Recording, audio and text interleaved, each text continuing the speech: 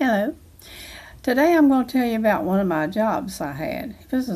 I've had a couple of unusual ones. Not unusual really, but most people, some of them never even heard of them. But anyway, today I'm going to tell you about one of the jobs I did. It was a unique experience. Uh, I worked in VisionQuest.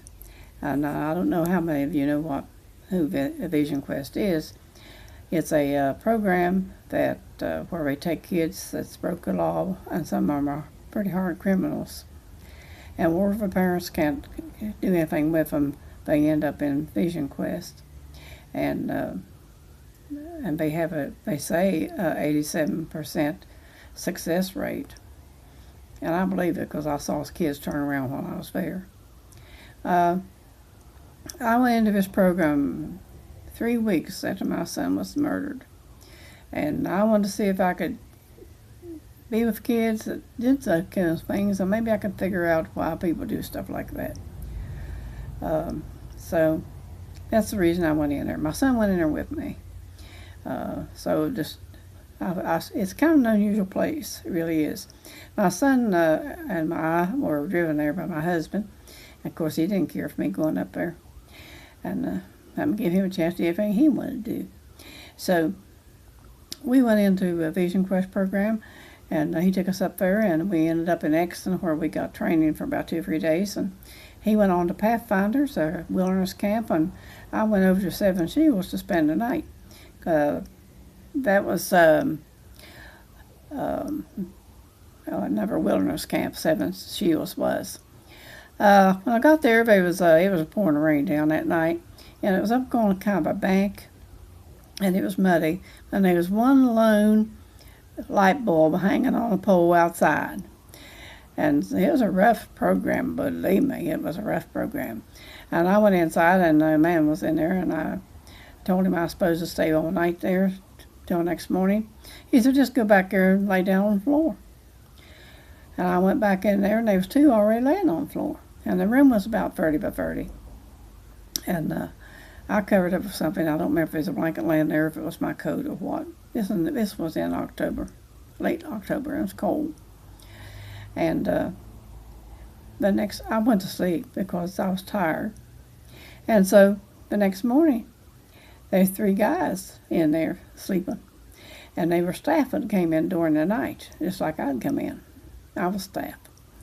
And but in VisionQuest, it was kind of, that's just the way kind of was. I mean, you roughed us. You really did. Well, anyway, the next morning, after breakfast and everything, and cleaning up and everything, and a van came and got me to take me to Fort Mifflin. Fort Mifflin, I'm sure you've heard of Fort Mifflin. They're in Philadelphia. And they had reenactments of the war and everything there. And they allowed the VisionQuest kids to come in there because they cleaned the property up and cleaned it up and kept papers and cigarette butts and stuff cleaned up. And so that's why they let them have it there. They didn't charge them no rent or nothing. And so I arrived there, and there was a cook already there. She'd already gave her notice for 2 weeks, and I showed up, and I went up around there, and she had something on the grill, and I said, "What is that?" And she said, "That's sloppy joes. They just love them." I said, "Well, I make just sloppy joes, but mine don't look like that." And she said, "Oh, they just crazy about them." And then I said something I probably shouldn't have said. I said, "I wouldn't feed that to my dog. I really wouldn't." I said, "I wouldn't feed that to my dog." Boy, that made her mad. We started off really on the right foot. Because if you'd have seen it, you'd probably said it, or maybe you might have not said it, but you'd have certainly thought that it was a mess. It was awful looking stuff. Well, anyway, she was supposed to stay 2 weeks, but we didn't get along at all. I didn't pay much attention to her. I said, "You go right ahead and fix your meals the way you want to fix them. You're not going to train me. I don't need any training. As soon as you get out of here, I'll take over." Well, she left in a week. She couldn't tell me what to do because I wouldn't listen to her. Because nobody cooks like she cooked. I wasn't going to be ruled around by nobody. At my age, anyway. I was over 50 years old at the time. But anyway, she left in a week, and I changed the menu. I told the program director I'd have to change the menu because I'm not going to feed the kids that. I said, I'll feed them good, but it's not going to be like that. And so that's what I did. When I went in, I fixed things like pork chops, and I was cooking for 75 people. Most of the time, I averaged out about 75, about 25 staff and the rest of kids. And we call them kids. They range from 10 to 20. Most of them did. I changed the menu and fixed things like pork chops. That's something I never even seen a pork chop on the menu or nothing like that. And I made meatloaf and different things I made, and roast beef and gravy and mashed potatoes and stuff that they didn't have. But they had plenty of food, but it was all in cans. They never cooked anything, mostly. I just cooked it anyway. But now, over at another camp, a lady cooked like I did. She cooked plenty.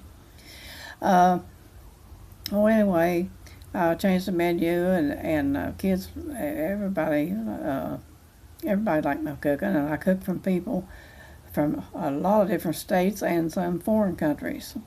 I cooked for them from Saudi Arabia, and I cooked for them from Scotland and Germany, and all over the United States I cooked from them, Alaska. And everybody liked my cooking. I knew they would because I had a restaurant and I knew I could cook. That's why I went into that program. I wanted to find out about it too, see what they were doing. And so I'm gonna stutter a little bit when I'm trying to tell you these things because I'm winging it. I'm not got no note. I got a couple little notes there, but nothing big. But anyway, it was a rough program. The kids they took in to the kids slept in two teepees, and the staff the staff slept in teepees. And it was a rough program. I slept in the same building I cooked in, but a little tiny room back in the back. And I had a mattress, so I slept on the floor for a while, and they got me a mattress, and I slept on it. And it was hard to get it cleaned up and everything, but I managed with the water I had handy. But the kids and the staff, they went in to take showers in Philadelphia once a week. I just took mine every day out in their little old potty house when they were back in that little room. And I cleaned up. But it was rough. And now, once a year we had what they call Congress in Florida. And it would be about counting the long trucks hauling all the teepees and the poles and the cook shacks and everything else. We had about 17 or 18 things in a caravan. I mean, there's one right after the other all the way to Florida. And one little incident I thought you might get a kick out of. These drivers, they're just common people, They was wanting to go to a gas station, and what they did, they drove into the gas station and just kept going. And they followed that little path and that little road. That road went right up in a man's yard and circled and come back and down around again. I looked around, and here come all the rest of them coming out. I said, I don't know what in the world them people thought. All them cars, trucks, and everything else going off the road all the way around and down the other side. But it was kind of fun. That was kind of unique. Anyhow, in Florida, I cooked out of a cook shack in the middle of the field. Now, they had VisionQuest had the west wagon train and the east side wagon train. And they traveled, I've seen them come right from Ripley here. They travel all over the United States. They do this to give kids these horses, and they have to feed them and take care of them, and they assign them animals to take care of. And that teaches them responsibility and stuff. And most people welcome them, and some people don't, but most of them do. But we went to Florida, and my cook shack was in the middle of a field in a tent. That's what I was going to cook out of. And the east side wagon train, the west side wagon train, they were spaced at different places around the farm. We was on a doctor's farm, a great big a great big farm with a house on it where we could take showers and stuff. And we slept in vans at night. I mean, you just slept the best you could. We was down there 2 weeks, and but it was rough sometimes. But anyway, about the first time we was there, we was going to have company from town there. But every day I had to cook for 350 people, and the West and the East both had 350 people too. And we had about 1,200 people come in, and besides us, and the kids and all the camps came in. And so the kids, like my cooking, my kids did, and they'd go out there and tell everybody in that line, you go down there to the tent. That's where Mom's cooking, and she's a good cook. And that's where everybody lined up. Everybody kept, go to the tent. And somebody said, have you seen that line out there? I looked, and I never seen such a line in my life. There's 800 people in that line. Now I looked over at the east side and the west side wagon trains, and they had 7 or 8, maybe or 10 in each line. And here I had all these people, and I'd only cooked for 350. I said, well, I don't know what I'm going to do because I only cooked for 350. So somebody went over and told them, and they seen what was going on, and they wasn't going to move out of that line because them kids had already told them that's where we were going to go to eat. And so they put all the food, they have them big old pots, and they put them big pots of food, mashed potatoes and gravy and green beans and all kinds of stuff. I don't remember what I cooked now, it's been so long. But they put that in two pickup trucks. They put that food in two trucks and backed that up to my tent and carried it inside. And as soon as we run out of one thing, we'd put on something else, and they helped me serve. I'd never got through the day if they hadn't done that. And they were good cooks, the men was. Yeah, they were really good. They cooked good as I could, did every bit of it. And anyway, everybody got fed, and so that's what happened there.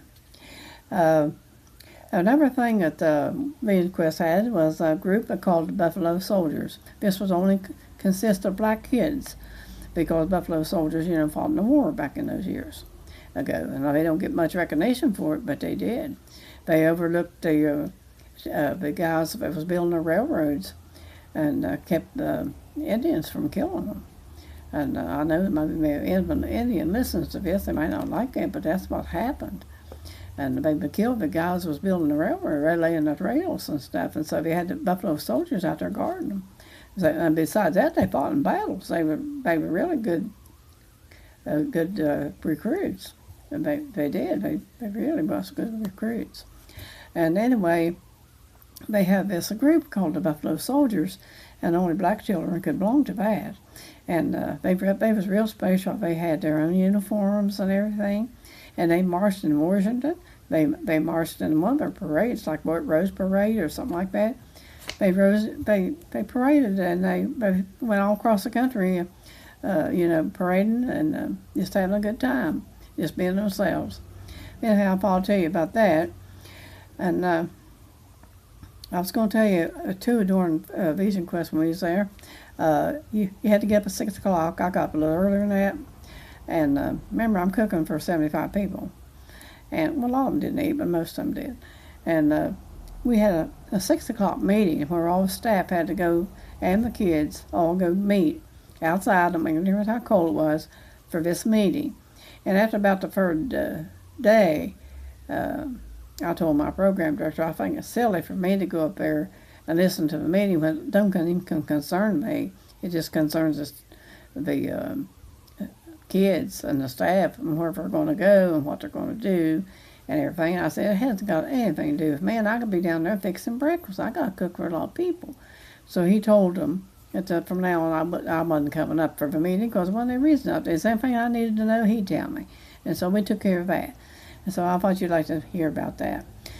Fort Mifflin was supposed to be ghosty. I don't know if it was or not, but the guys that we had a guy night guard stand watch all night over the kids and the staff. And so the night watchman said, you can close out their armor of arsenal where you keep they kept a lot of stuff in their arsenal. And so I don't care how many times you unlock that door, every time you go back to get something, it'd be locked again. and they swore them down. There was a ghost doing that. Anyway, but I never seen nothing, I heard nothing there, and I walked all over that place at night. I liked it because you walked across, there was a moat all the way around it, and if there's a road, you could drive a car across that road. You could walk all the way to Fort Mifflin. They had reenactments over there, and you could go over there and take a shower. My son worked, when he came there, he fixed a shower. He used a telephone receiver and wired it up to fix the showers, where people could take showers. So after Fort Mifflin it's still there. They had a hospital there, but where a lot of soldiers died. They was redoing that when I was there. I don't know. I guess it's already finished by this time. But while I was there, I went on quest. I took about 10, 12, I think about 12 children on quest, and the cook shack, it followed me everywhere I went. And I cooked spaghetti right in the middle of the woods. I cooked breakfast right in the middle of the woods. For 3 weeks. 3 weeks I cooked in the woods. I know I had everything, my cook shack follow me. But I had to do all the cooking myself. And there was about 6 or 7 staff, and about 10 kids, 25 people maybe altogether, or maybe 20 people altogether. And so I did that. And when we went to Florida, that like I think I said before, that farm belonged to a doctor, and it was 6 miles from Yeehall Junction. That's where it was at. I believe the place was Ocala, I think was the name of the place. And I think that's about all I'm going to talk about that. I'm going to show you some pictures of the kids.